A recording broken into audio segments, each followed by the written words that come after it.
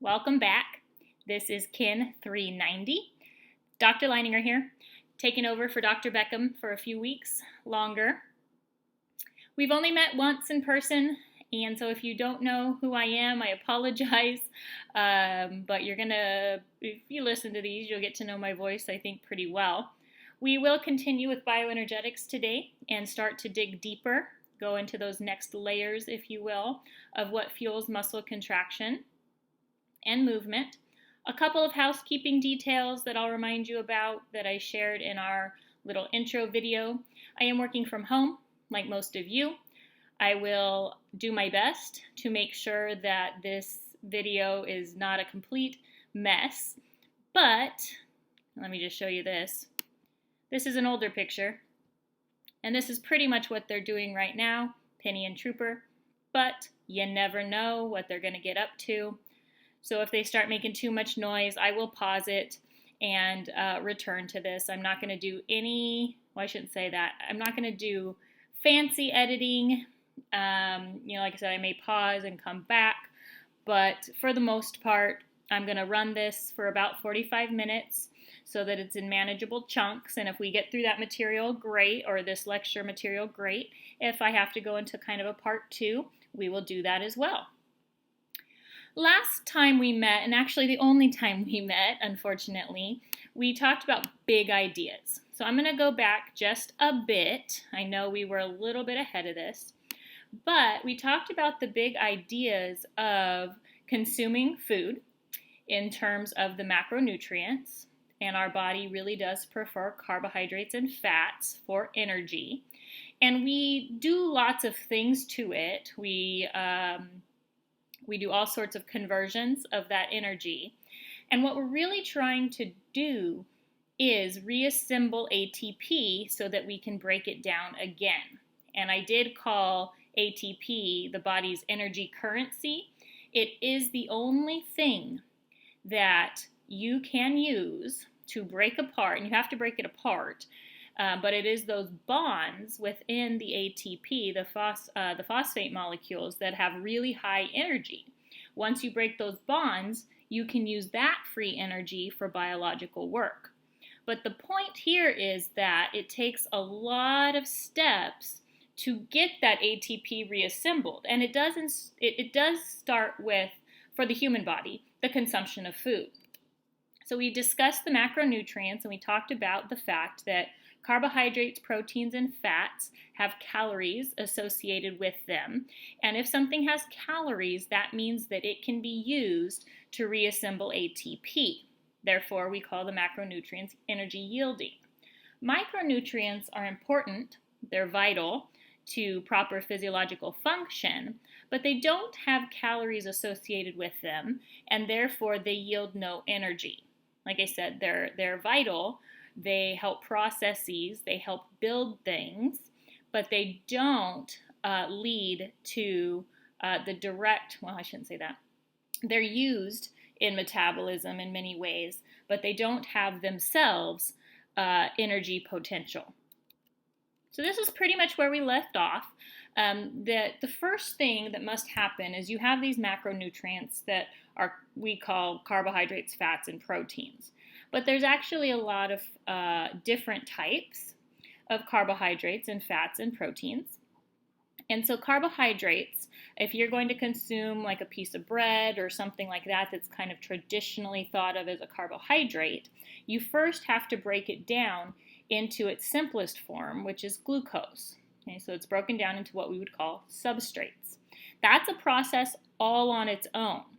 Once you have the substrates, then you take those substrates and you can put them through metabolic processes or pathways, steps, if you will, step by step by step, to get that ATP reassembled. Same thing with fats. We have to get them down to free fatty acids. And for proteins, even though we don't want to use proteins for energy production, we can. And those have to be broken down first into their smaller parts, which are amino acids. So actually this is where we left off, but we didn't dive into what this meant.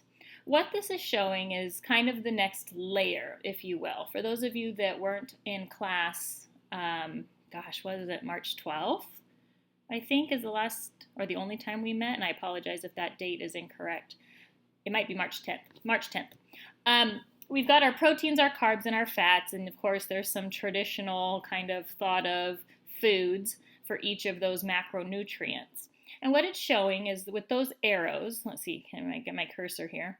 So these arrows are indicating to us that these macronutrients first have to be broken down into their substrates. Okay? Fatty acids, simple sugar, let's just call it glucose, and amino acids. This here, this plasma membrane, represents a cell, and it can be any cell at this point because, as we know, all cells that are alive require ATP. And then this blue ring is the mitochondria. The mitochondria, of course, is an organelle in a cell. And so I shouldn't say this is any old cell because some cells don't have mitochondria, like red blood cells. But let's say this is a muscle cell. And what this is showing here is that once we have these substrates come into the cell, it's going to go through a variety of processes to yield ATP, which is down here and then a little bit up here. So for example, and this is where we're going to go next, if we're talking about carbohydrates and we break it down into glucose, and we've got glucose in the cell, C6H12O6, what's going to happen is that we have to take that through this first, it's actually 10 steps of glycolysis, breaking it down, so we can get pyruvate, and then pyruvate can enter the mitochondria. Acetyl-CoA can then enter the citric acid cycle or the Krebs cycle, if you've heard of that, same thing. And then we've got oxidative phosphorylation down here, which we will talk about. So take-home message of this graphic is now we're going to talk about those steps, if you will, the further or the more detailed steps to taking glucose, for example, and getting ATP out of that. Same thing with fats, and we'll talk about that. And then we will mention briefly proteins because, and I'm going to say this several times, and I apologize in advance, you can use them. It's absolutely not preferred for your body to use amino acids for energy. No matter what, you have to reassemble, you want to assemble this ATP, adenosine triphosphate. So you've got whatever you've got, carbs, lipids, proteins, lipids or fats. You've got food energy. What's the point? Reassemble this guy into ATP so you can break it down again. That's an important step, that's an important message to know. So yeah, we start with food, but food is just the starting point. And I believe I said this in class. It's only the energy released during the breakdown of ATP that can be used to perform biological work. Actually, I said that today too. So I hope, I'm sounding like a broken record for a reason. It's because this is actually the final steps, if you will. And we just put it back together and we break it down again.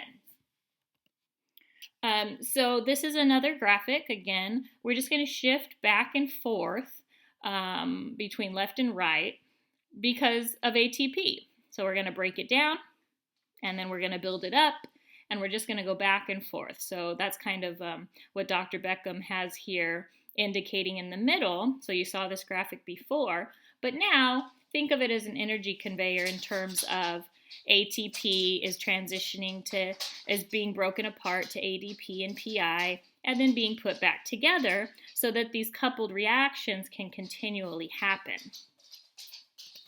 And you do hear Penny clicking on the floor there. She just looked at me. So let's get back to this concept of energy potential with those macronutrients. Energy in biological systems is measured in calories, and we hear a lot of talk about calories. We talk about food and burning calories and all of these things. And therefore, when we eat food, it has energy potential. That measurement is calories. Technically speaking, this is really important, kilocalories, kcals, is the expression or is the term that we use for this energy measurement. I am going to have to pause it here because you hear Penny barking at me. I think she wants to go outside. So, and I'm back. So I apologize about that. Let me bring this back up here.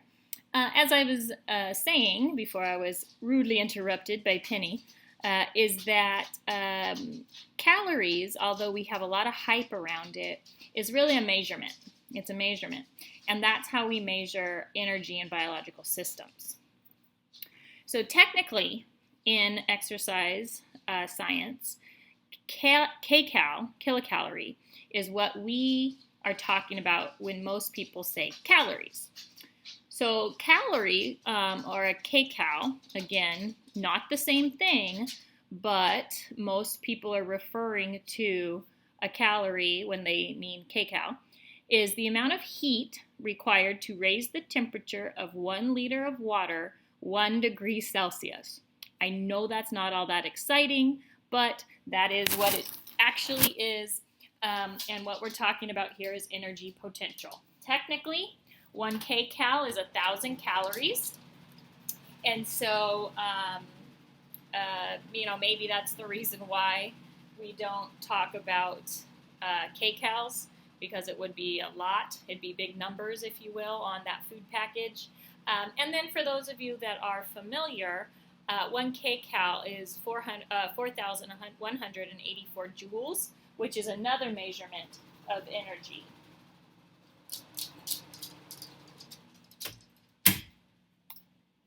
So with our food energy, how much potential do they have? Well, carbohydrates are 4 kcals per gram, as are proteins.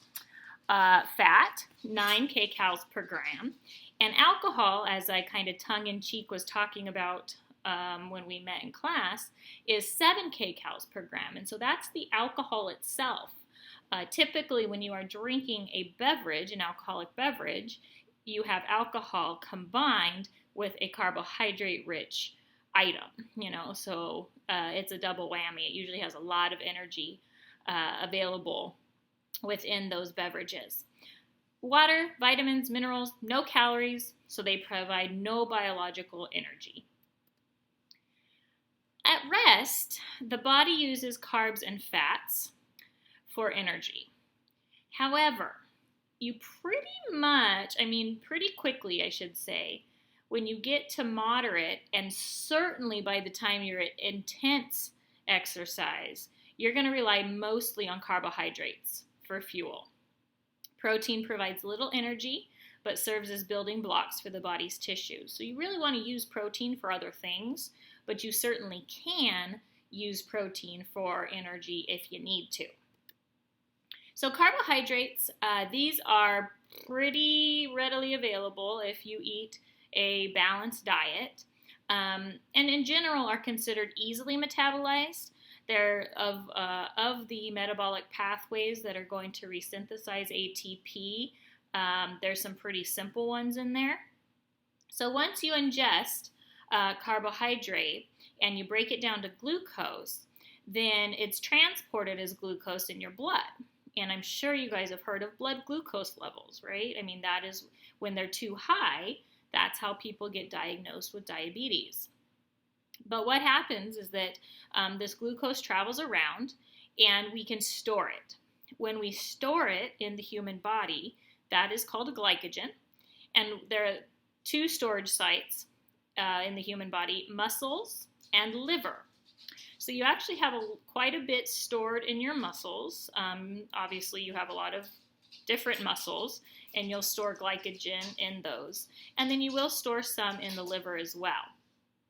Then, if you need it, you're going to take that glycogen from the liver and convert it back to glucose. And then take it to where it needs to go.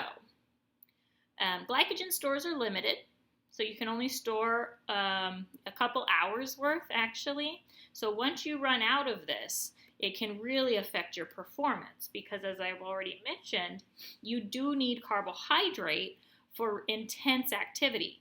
And really, most of the time, you're using mostly carbs for moderate intensity activity as well. So carbs are not a bad guy. Endurance athletes, you've probably heard of carb loading and things like that. There's a reason that that is a thing. Most people probably don't do it completely correctly, but it is a thing, and that's why. Because you want to pack these storage sites as much as you can, because if you run out, you're kind of in a bad place. Fat, on the other hand, we use it a lot at rest and during prolonged low-intensity activity. Most of the time when we are eating fat, we are talking about triglycerides. And of course, stores of fat are much larger than carbohydrate reserves.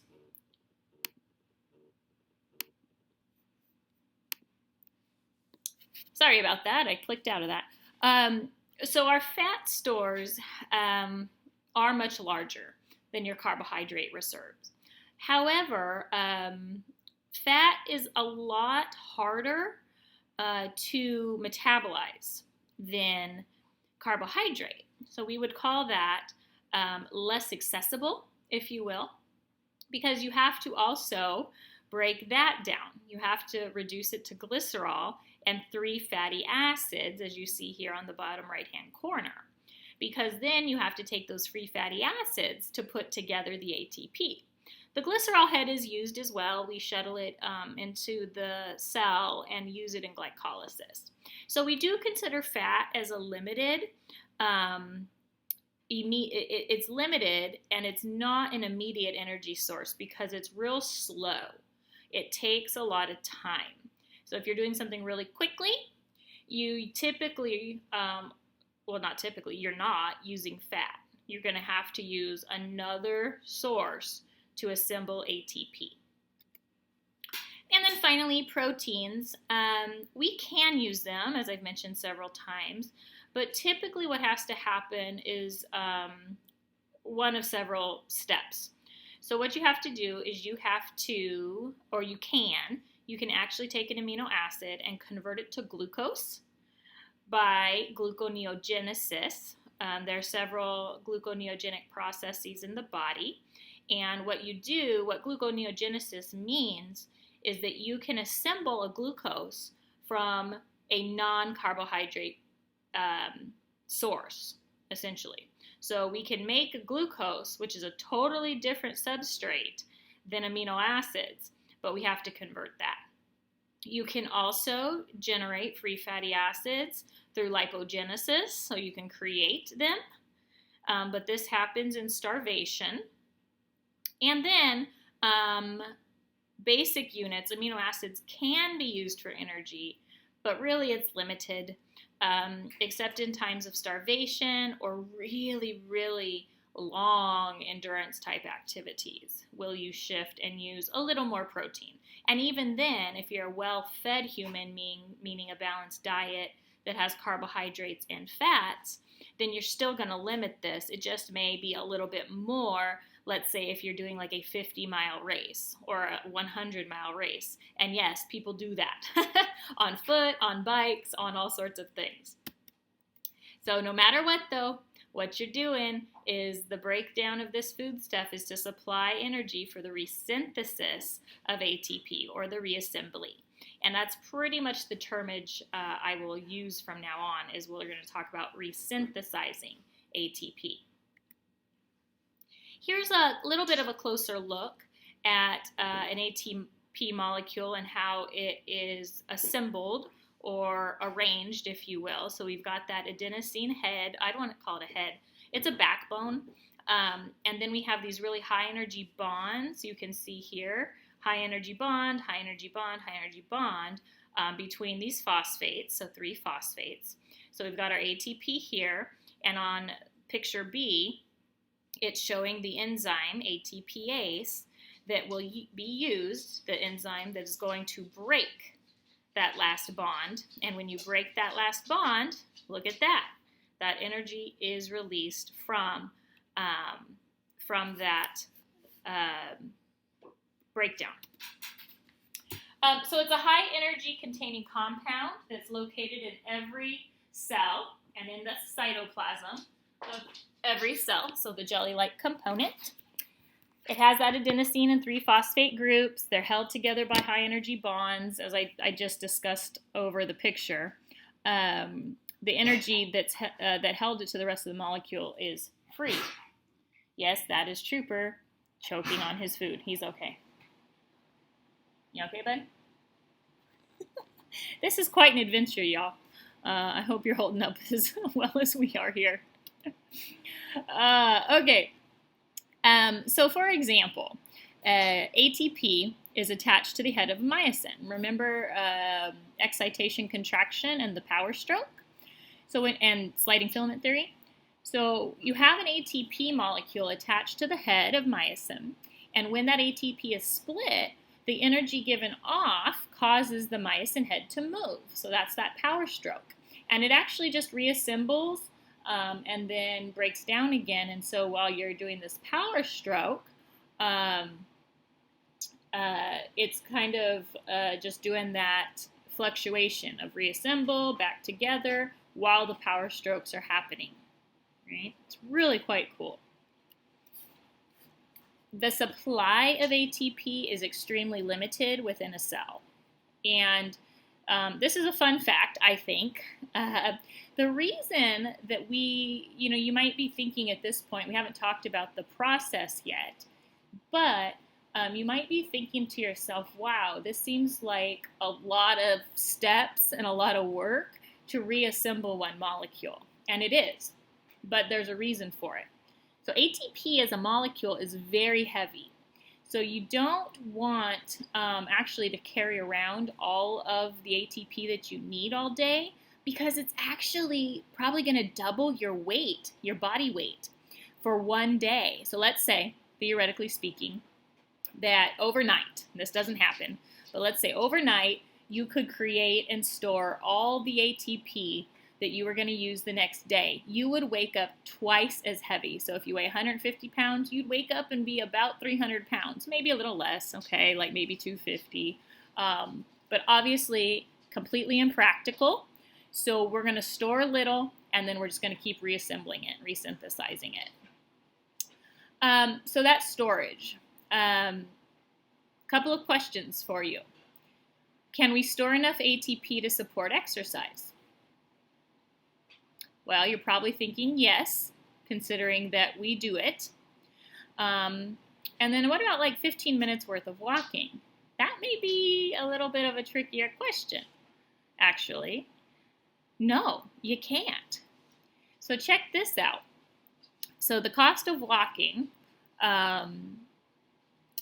is about 6 kcals per minute, and ATP contains about 10 kcals per millimole. So, or mole. 1 mole of ATP weighs about 500 grams. So, we would have to store a lot of ATP. Take home message here. We don't have to do the math. This is simply an example. We would have to store a lot of ATP to get this done. So we don't. We store it away as liver glycogen, muscle glycogen, and then fat. And then we're going to take it back out and reassemble that ATP.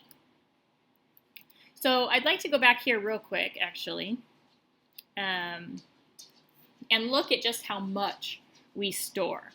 So the amounts that we store for carbohydrate in the liver, and this is based on, if you see down there at that bottom right-hand corner, about a 143-pound person with 12% body fat, that is a lean person. That is not a big person. That's a pretty small person, if you will, and it seems pretty fit. So this person will store about 110 grams of liver glycogen, and about 500 grams in the muscles. And then you get a little glucose floating around, of course, in the blood. And you can just see here on this guy how it equates to how many kcals are within those storage sites. So you have about 450 kcals of liver glycogen, about 2,000 kcals of muscle glycogen, and about 62 kcals of glucose in the blood. Not very much at all, obviously. So what does this really equate to? Well, you have about 2,500 kcals worth of carbohydrates stored. This is not a completely accurate estimate, but about every mile that someone walks or runs is about 100 calories. If you walk, it's a little less than 100 calories. If you run, probably a little more than 100 kcals. But in general, we often think about 100 kcals per mile. So you can go about 25 miles if you have these storage sites really packed. 25 miles. That's not even as far as a marathon.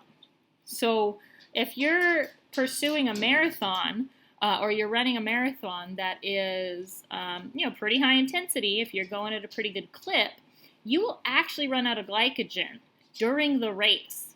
And that is exactly why, if you know endurance folks, endurance athletes, they eat during races, either goos or jelly beans or Gatorade or all of it, hopefully not too much at once. But what they're trying to do is preserve their carbohydrate stores, because once you run out of them, your performance will suffer. Fat, on the other hand, if you look at here, subcutaneous and visceral fat, you have a lot of. Even for somebody with 12% body fat, look at how much kcal capacity or how many kcals this person has stored with their fat. Subcutaneous means, of course, below the skin. Visceral means around the organs. And intramuscular within the muscles. So someone with 12% body fat, which is a lean individual, still has about 75,000 kcals worth of fat stored on their body. So you have quite a bit. But remember, you use fat at rest, and you use it during extremely low intensity exercise, like strolling around, maybe walking around. So you're not using very much. That's the thing, right? So this is really cool. And actually, I think I'd like to go back here, because I hope you don't over complicate this or think about this. But this example, if you wanted to do the math, you could. Like I said, just how much ATP you would need for 15 minutes is quite a bit. Okay, so how much muscle would be needed to store this much ATP? Quite a bit. And that is why. Okay, so I'm going to go ahead and stop there. This will be part 1, if you will, because the next thing we're going to do is talk about the next thing we're going to do is go deeper. So now we all understand we've got to resynthesize ATP. Yes, that's still Penny.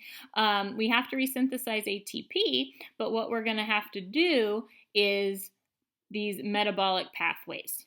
Okay, so read your textbook. I highly recommend that as we go along. Because I don't get to see you face to face, it'll be a little bit more challenging, obviously, for some of us who like that person-to-person interaction. So read the textbook, send me questions as needed, and make sure you manage your time well so that you can really think about this information and reflect on it. Okay? Hang tight and be well, and you will hear me very shortly.